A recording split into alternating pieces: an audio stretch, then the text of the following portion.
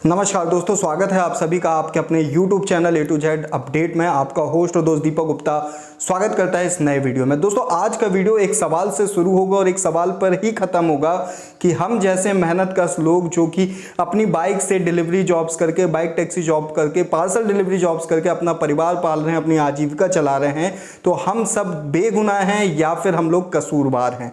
कहने का तात्पर्य यह है दोस्तों कि हम सभी को इतना अन्याय और इतनी नाइंसाफी क्यों झेलनी पड़ती है। कारण इसलिए भी मैं आपको स्पष्ट कर देता हूं इसी वीडियो में, क्योंकि हम लोगों को इतना निम्न वर्ग का समझा जाता है कि जितना भी अन्याय आरोप प्रत्यारोप है वो हमसे ही किया जाता है।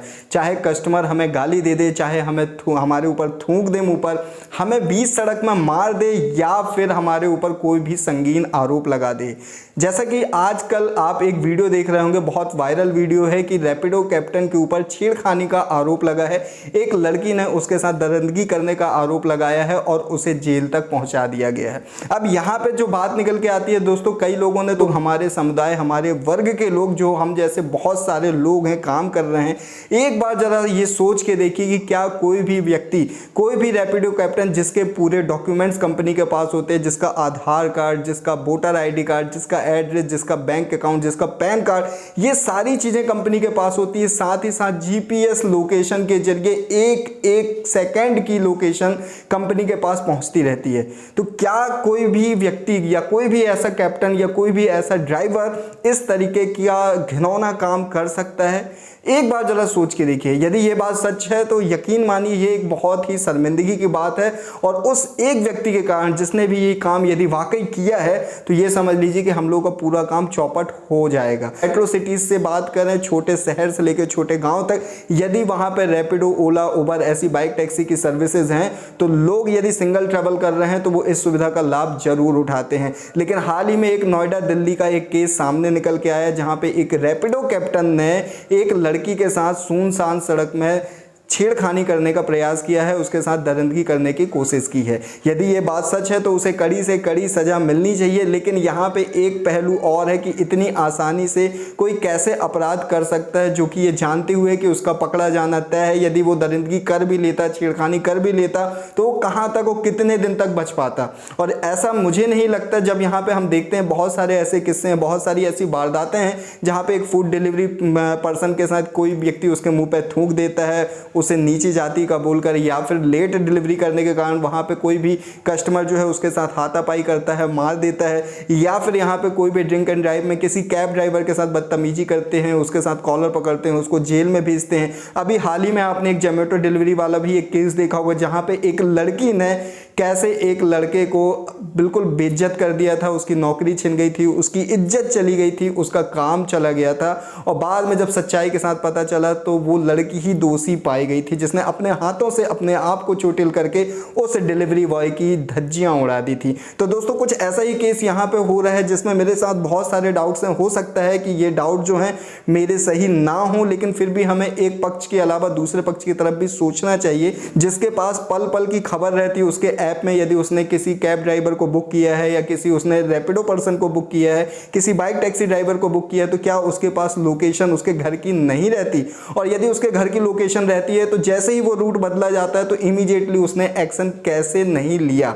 वो क्या इंतजार कर रही थी कि सुनसान सड़क जब आएगी, मेरे साथ जब छेड़खानी होगी, तभी मैं 100 डायल को फोन करूंगी और इसको पकड़ा दूंगी? यहाँ पे बहुत सारे पहलू निकल के आ रहे हैं। कारण यह है दोस्तों, क्योंकि कस्टमर भी है ना, आज की डेट में दूध का धुला हुआ नहीं है। पर यहाँ पे ये है कि कंपनियों का बिजनेस जिससे चल रहा है, बड़ी बड़ी नामी गिरामी कंपनियां जिससे अपना प्रॉफिट जनरेट कर रही हैं, अपना काम चला रही हैं, वो उनके ऊपर एक उंगली उठाने की बजाय हम लोगों के ऊपर, जो लोग हम उस कंपनी को रन कर रहे हैं, उसको सर्विस दे रहे हैं, उसी की तरफ बल्कि 4 उंगली उठा देती है। और ऐसा हुआ अभी रैपिडो कैप्टन के साथ। जब ये वारदात हुई है तो कंपनी ने बहुत ही जल्दबाजी में, बहुत ही आनंद फानंद में उसको जेल पहुंचा दिया कि कौन सही था, कौन गलत था, कस्टमर सही है या कैप्टन सही है। क्योंकि हम सभी को पता है कैप्टन के पास यदि जब अच्छी रेटिंग होती है, उसकी रेटिंग अच्छी होती है, तभी उसे किसी फीमेल पैसेंजर की राइड मिलती है। लेकिन फीमेल कैंडिडेट की राइड्स हमें तभी मिलती है जब हम परिपक्व हो जाते हैं इस काम में, हमें अपनी जिम्मेदारी पता होती है, हमें अपनी लाइबिलिटीज़ पता होती हैं, उसके बाद हमें कुछ इस तरीके के जॉब्स मिलते हैं।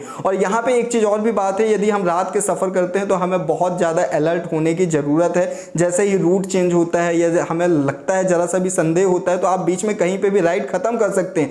ज़रूरी नहीं है उस संदिग्ध व्यक्ति के साथ आगे आप कंटिन्यू करें। लेकिन कुछ ऐसी बारीकियां हैं, ये कुछ ऐसी छोटी छोटी बातें हैं जिसको बिल्कुल कोई भी ध्यान नहीं दे रहा है, किसी की नज़र में ये नहीं है। इसीलिए यहाँ पे मैंने एक क्वेश्चन के साथ इस वीडियो को शुरू किया था। क्वेश्चन यही था कि रैपिडो कैप्टन या फिर हम जैसे बहुत सारे लोग कसूरवार हैं, हम लोग यहाँ पे आरोपी हैं, या फिर हम लोग बेगुनाह हैं। और यदि हम बेगुनाह हैं तो हमें निश्चित रूप से आप सभी का सपोर्ट चाहिए, हमें एक कम्युनिटी बिल्ड करनी चाहिए, क्योंकि ये बड़ी बड़ी नामी गिरामी कंपनियां जो हैं हमें इतनी तवज्जो नहीं देंगी, हमको हमारे अधिकार उतने नहीं मिलेंगे जितनी कि कस्टमर के फेवर में जाते हैं। यदि कस्टमर एक झूठी कंप्लेंट भी करता है तो उसके ऊपर कोई भी कार्रवाई नहीं होती है, लेकिन हम यदि बेगुनाह भी हैं, बेकसूर भी हैं, तो भी पूरा जो भुगतान है इस चीज़ की भरपाई जो है वो हमसे की जाती है, हमारी इज्जत जाती है, हमारा काम जाता है, हमारा पैसा जाता है, और हमें समाज में एक ऐसी नज़र से देखा जाता है कि जैसे कि हमने किसी का खून कर दिया हो।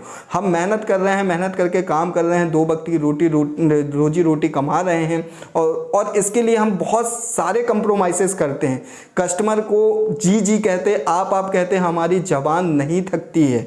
हम 30 रुपये की डिलीवरी के लिए, जिसमें हमें 20 या 30 रुपये मिलते हैं, फिर भी हम 2000 रुपये की वैल्यू प्रोवाइड करते हैं कस्टमर को। किसी को भी पिक करना, सर बोलना, वो किसी भी टोन में बात कर रहा है, किसी भी प्रकार से मिसबिहेव कर रहा है, फिर भी हम उस चीज़ को बर्दाश्त करते हैं। और ये काम को करने के लिए हमारे अंदर इतनी सहन शक्ति ज़रूर होती है कि हम इन सब चीज़ों को बर्दाश्त कर सकें। लेकिन फिर भी इसके बाद यदि कोई इस तरीके की घटना निकल के आती है तो मेरा यहाँ पे इस वीडियो के माध्यम से कंपनी तक ये बात पहुँचाने का एक जरिया यही है कि आप प्लीज़ अपने कैप्टन की भी जो बात है उसकी पूरी सुने। यदि कहीं भी आपको संदेह लग रहा है कि ये कस्टमर की कोई शरारत हो सकती है या फिर कस्टमर की साजिश हो सकती है, जैसे बहुत सारे केसेस में ऐसा होता है जब लोग यहाँ पे 100 रुपये का जो फूड है वो फ्री पाने के लिए अपना दरवाज़ा जो है 10-15 मिनट तक खोलते नहीं है, या फिर उसमें खोलने के बाद बाल डाल देते हैं और ये कहते हैं कि ये खाना ख़राब है फ्री का फूड पाने के लिए। तो ये सोच लीजिए यदि किसी ने पैसे की डिमांड की होगी, जैसा कि एक यहाँ पे डाउट आ रहा है कि पैसे की डिमांड भी की जा सकती है। बहुत सारे लोग हैं इस तरीके से काम करते हैं। कई बार तो बाइक टैक्सी का यूज़ करते हुए बीच रास्ते में गाड़ी रुकवा के वहाँ से दौड़ लगा देते हैं, पैसा नहीं देते हैं। या कई बार ऐसा भी होता है कि उन्होंने पैसे से साफ इनकार कर देते कि पैसा मैं आपको दे चुकी हूँ, दोबारा मैं क्यों दूँ।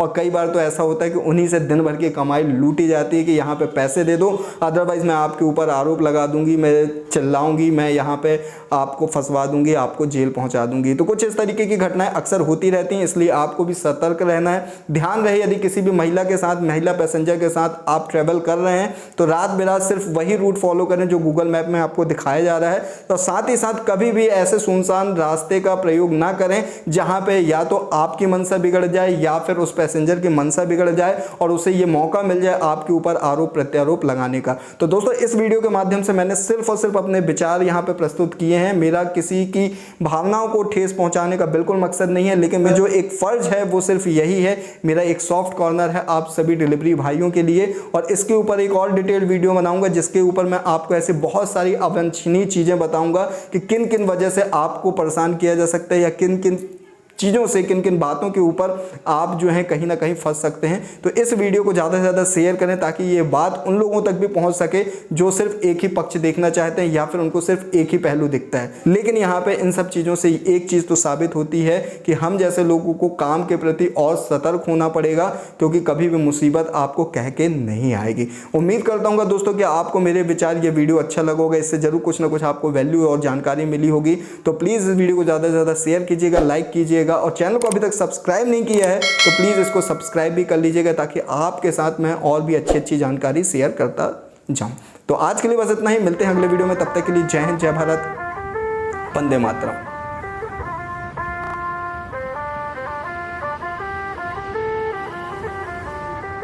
सजना जी मैनू छड़ के नहीं जाना कदी, झूठे वादे सही दिल से निभाना कदी, लंबी रातें सही ख्वाब तो दिखाना कदी, मैं हूँ तारा तेरा चांद बन जाना कदी, परदेसी तेनों